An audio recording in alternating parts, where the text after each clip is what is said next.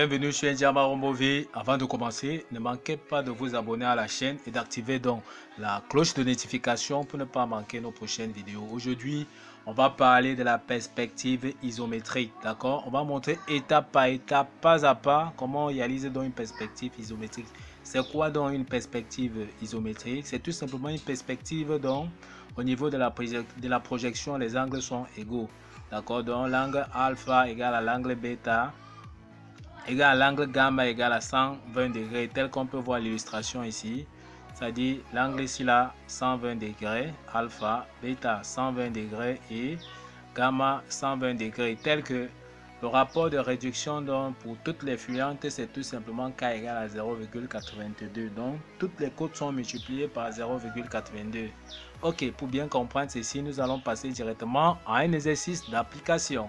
Ok, pour pouvoir réaliser donc cet exercice, on aura besoin donc comme matériel, on aura besoin donc de l'équerre, on aura besoin donc d'un compas, on aura besoin d'une règle graduée, on aura également besoin d'une gomme et d'un crayon ou bien d'un crayon à mine. Sans toutefois tarder, on va présenter donc le dessin. On peut donc voir le dessin tel que nous avons ici dans la vue de face de la pièce et nous avons donc la vue de dessus. Il est question donc de réaliser dans cette perspective isométrique, d'accord? Pour pouvoir réaliser dans cette perspective isométrique, qu'est-ce qu'il faut d'abord? Il va falloir donc tracer déjà deux droites perpendiculaires telles qu'on voit là en image. Donc, on voit donc les deux droites c'est déjà perpendiculaires à ce niveau-ci.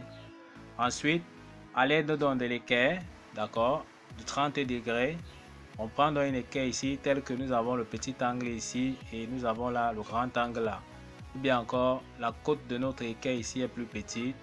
Alors quand nous regardons dans ce sens ici elle est plus grande. Donc nous comprenons que l'angle ici est un angle de 30 degrés alors que cet angle là est un angle de 60 degrés. Donc nous allons prendre ce que nous voyons là en image, d'accord? On va donc positionner tout simplement donc sur le trait de 90 degrés. Une fois que c'est fait, on trace donc ici tel que l'angle ici sera tout simplement donc un angle de 30 degrés. On continue encore également de ce côté-ci, on tourne encore l'équerre tout simplement, on vient tout simplement là, d'accord, avec encore l'angle de 30 degrés. Une fois que c'est fait, on trace encore tout simplement là, ça nous donne donc cet angle-ci également qui est dans un angle de 30 degrés. Une fois que ceci est donc fait, on comprend tout simplement que, comme nous avons dit précédemment, les angles de projection seront donc identiques.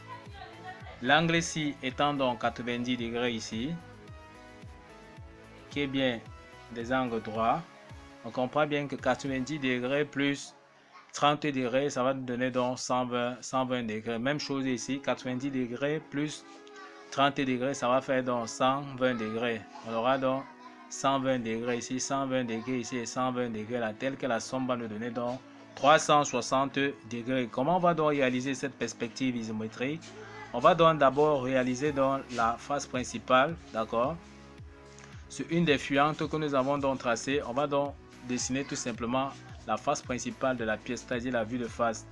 On positionne donc tout simplement dans notre dessin là. On voit bien que la côte ici, c'est 10.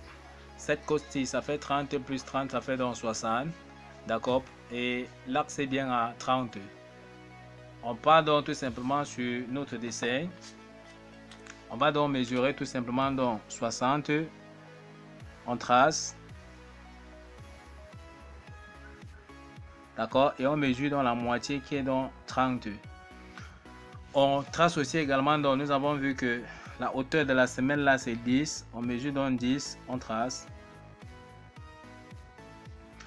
On trace encore tout simplement donc une autre parallèle là à celle-ci, telle qu'on voit là en image, en trait fin.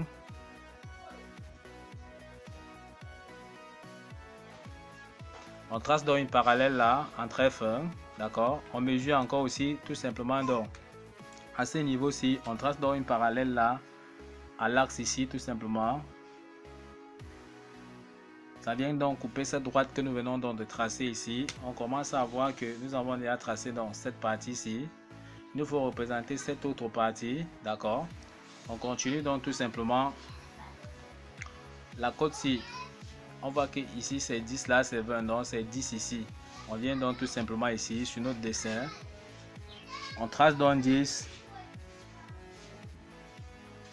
toujours parallèle donc à cet axe-ci. Même chose de ce côté-ci, on trace dans 10. Ok, donc on peut donc voir, pour former donc cette partie-ci, d'accord, cette partie circulaire, d'accord, on sait qu'on va obtenir tout simplement dans l'ellipse. Pour pouvoir donc avoir l'ellipse, on va donc continuer tout simplement ici en trait fin.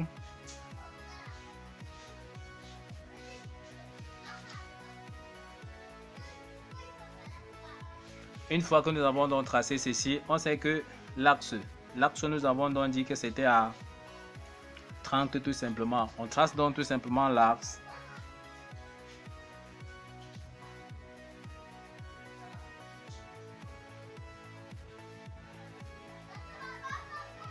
On trace donc l'axe tout simplement ici. Comme nous avons dit tout simplement, on aura donc tout simplement une ellipse. Or, l'ellipse qui va quitter tout simplement ici, être tangent donc en ce point-ci, tangent là, et venir être tangent à ce niveau.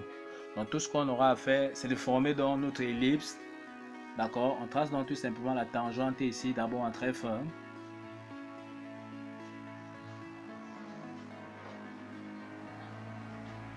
Ok, tel qu'on peut voir là, on continue encore, toujours en trait fin.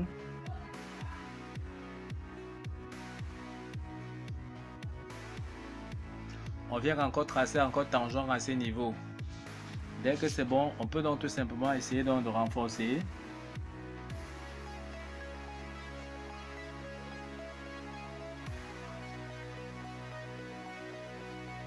Ok, une fois que ceci est donc fait, on peut donc constater que nous avons déjà dessiné dans la face principale de notre pièce telle que nous l'avons dit ici. D'accord? Nous avons donc dessiné la face principale de notre pièce. Tout ce qu'on aura à faire maintenant, c'est de projeter dans les différentes fuyantes ici, d'accord, passant par chaque point ici, parallèle à cet axe-ci. Donc, on continue donc tout simplement, on trace donc des parallèles, passant donc par ce premier point. On continue de la même façon.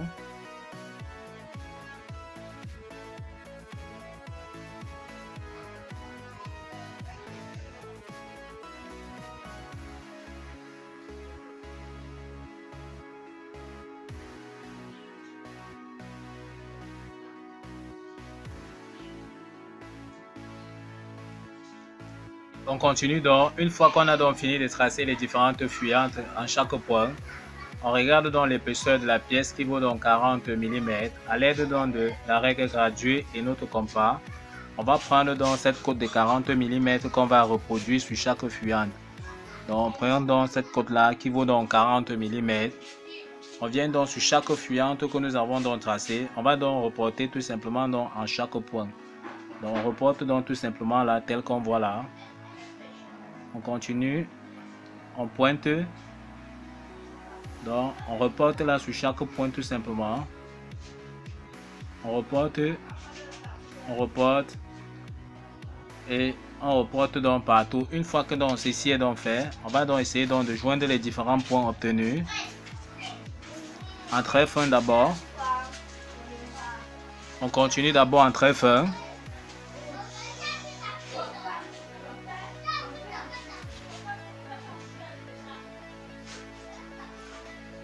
On continue en trait fin tout simplement. D'accord, on commence à voir la forme donc de notre pièce qui commence à sortir donc doucement. Donc on peut donc voir, on continue donc en trait fin d'abord. Une fois qu'on a donc obtenu cette partie-ci, comme nous avons dit, on va encore tracer tout simplement donc la courbe, d'accord, c'est-à-dire là des cercles ici de la même façon. On comprend que comme nous avons dit, ça sera encore tangent à ce niveau-ci.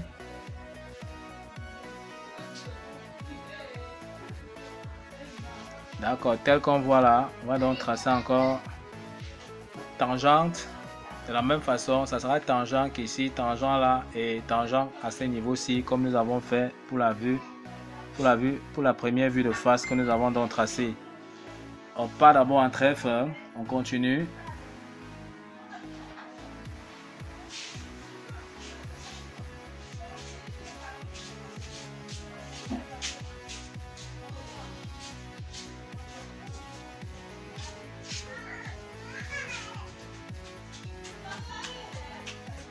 Ok, on voit donc comment on a donc tracé tout simplement. Là, de cercle qui est de l'autre côté, on peut donc tracer dans les différentes tangentes donc à ce niveau-ci.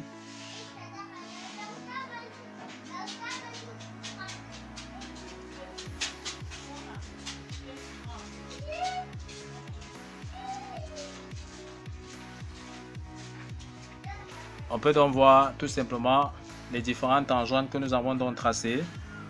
On commence à voir la forme de notre perspective isométrique qui commence à sortir. On continue donc avec les différents tracés.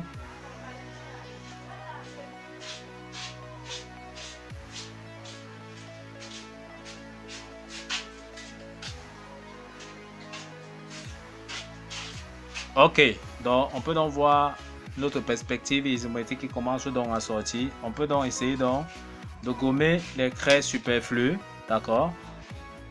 Et ensuite on va essayer de faire la mise au net. On peut donc faire tout simplement la mise au net, renforcer les différents traits. Donc on fait donc la mise au net.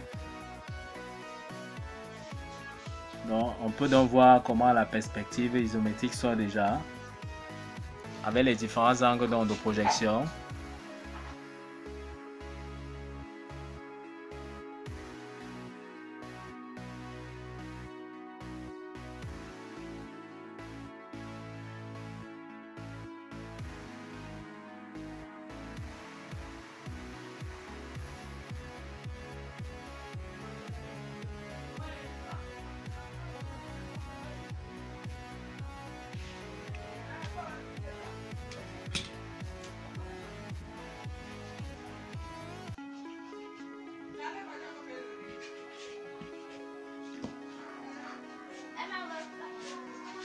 Ok, donc on peut donc voir après la mise au net le résultat, on peut donc voir comment nous avons dans notre perspective isométrique qui est donc sortie. On peut donc voir l'angle 120 degrés comme nous avons dit ici, 120 degrés ici, 120 degrés là et enfin 120 degrés ici, on aura nos 360 degrés.